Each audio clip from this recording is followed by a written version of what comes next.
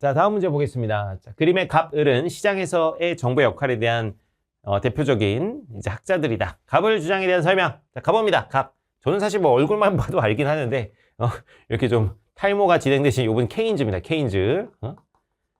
자, 이걸로 풀면 안 돼요, 여러분. 주장을 봐야죠.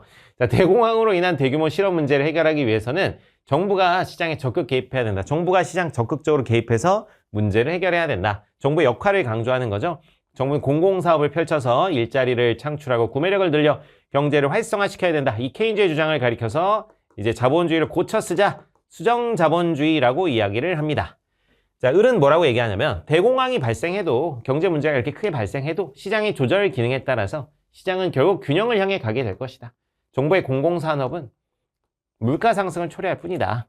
자유로운 경쟁이 보장되는 시장을 존중해라. 자, 요거는 이제 케인즈 이후에 등장한 경제학자인 하이에크라는 사람입니다. 하이에크의 주장은 뭐예요? 다시 국가의 개입을 줄여야 된다. 국가의 개입은 오히려 비효율을 낳는다는 그런 입장입니다. 하이에크의 이런 입장은 신자유주의라고 얘기하죠. 가봅니다. 자, 1번. 갑의 주장은 수정자본주의와 부합한다. 부합한다는 건 적합하다, 일치한다 이런 얘기죠. 바로 나오네요.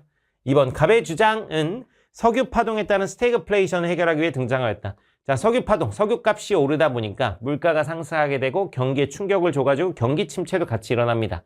자, 그때 이제 등장한 게 바로 하이에크의 신자유주의입니다. 그래서 갑의 주장이 아니라 을의 주장이 될 것이고요. 자, 3번. 을의 주장을 토대로 뉴딜 정책이 추진되었다. 뉴딜 정책은 자, 새로운 거래, 새로운 방법이라는 뜻입니다. 이거 어디서 한 거야? 미국 루즈벨트 대통령이 한 거야. 누구의 주장에 따라서? 케인즈의 주장에 따라서. 그래서 갑의 주장을 토대로 한 것입니다. 그래서 국가가 적극적으로 개입하고 댐도 크게 공공사업 벌여서 일자리 만들고 이제 사회보장제도 이제 확립하고 뭐 이렇게 했던 게 뉴딜 정책입니다. 케인즈의 주장과 일치하는 것이고요.